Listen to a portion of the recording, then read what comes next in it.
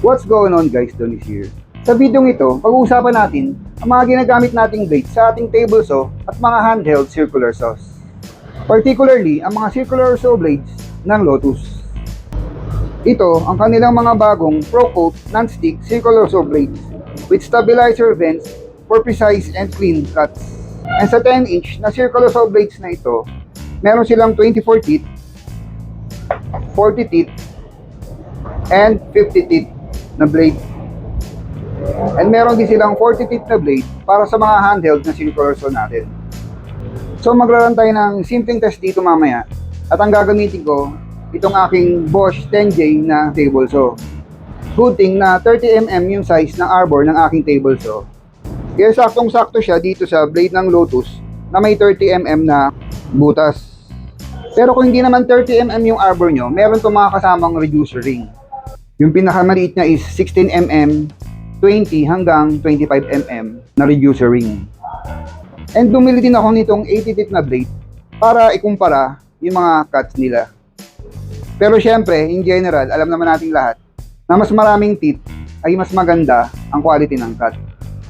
Pero hindi naman kailangan laging maraming ipin ang inyong blade para maging maganda ang cut nyo. Iba't iba ang bilang ng ipin nito, ibig sabihin yun, iba't iba rin ang task kung saan nyo sila dapat gamitin. So for demonstration, meron lang ako hinanda ditong plyboard. And i-rip lang natin to gamit yung iba-ibang blade across the grain para mas makita natin yung quality ng cut. Ngayon kung nakita nyo itong gitnang part na to, nakita nyo ang pangit ng cut na yun, kasi luma na yung ginagamit ko, mapurol na yun at palitin na talaga. Kaya ito, magmamark lang tayo dito para makita natin yung pagkakasunod-sunod nila. So, testingin na natin. Ang una ko ditong ikakabit ay ang 80 teeth blade ng Bosch. Inalis ko muna yung zero clearance na throat plate at yung original na throat plate ang nilagay ko para malaking awang at makita natin yung result sa likod mamaya.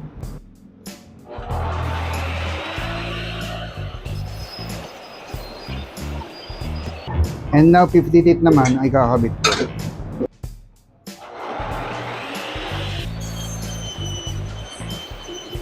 Dito naman tayo ngayon sa 40 teeth na blade.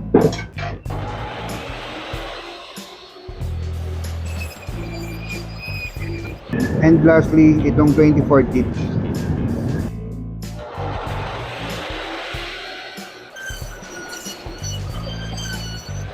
So now guys, ito na yung resulta ng mga nakat natin. So makikita nyo yung sa 80 teeth, no? Ang linis niya. Katulad din ng 50. From end to end, malinis din. Pero ito, yung 40 tooth na luma, no, mapurol na yon. Eh, yung resulta niya. Pero dito sa bagong 40 tooth ng Lotus, malinis din, no? And ito namang 24, no? Kung makita niya may mga konting mga rough edges na, no? Dahil bago pa yan, eh. Pero hindi na siya ganong kalunis tulad ng iba.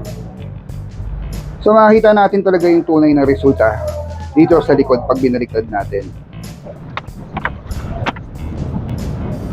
So tingnan nyo yung 80 tooth is malinis pa rin, no, hanggang sa likod. Ganon din yung 50 teeth. Malinis pa rin siya. So pagdating dito sa 40,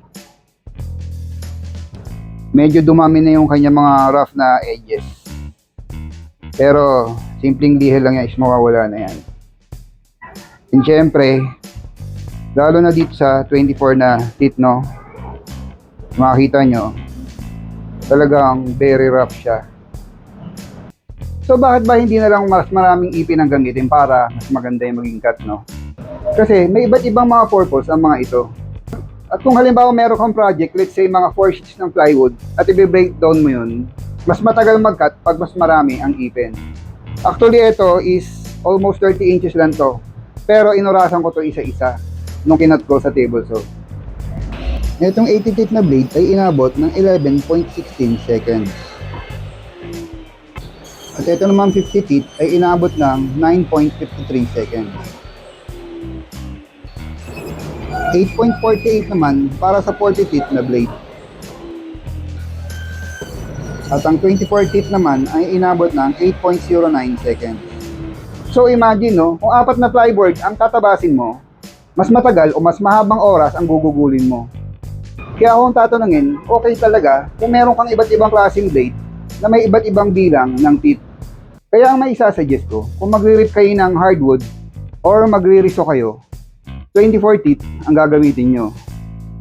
Kung mga plywood naman or plyboard na painted project, okay na ang 40 teeth. At kung mga varnish na project, no, babarnishan nyo yung mga plywood nyo, maganda gamitin tong 50 teeth. At syempre, para sa mga laminated boards, 60 pataas ang dapat nyo gamitin na blade para iwas yung mga chip out sa gilid ng mga laminated boards. So I think that was it. Swabing-swabe rin talagang gamitin itong mga blades ng Lotus. Tatak Lotus, tatak Pogi. See you on the next one.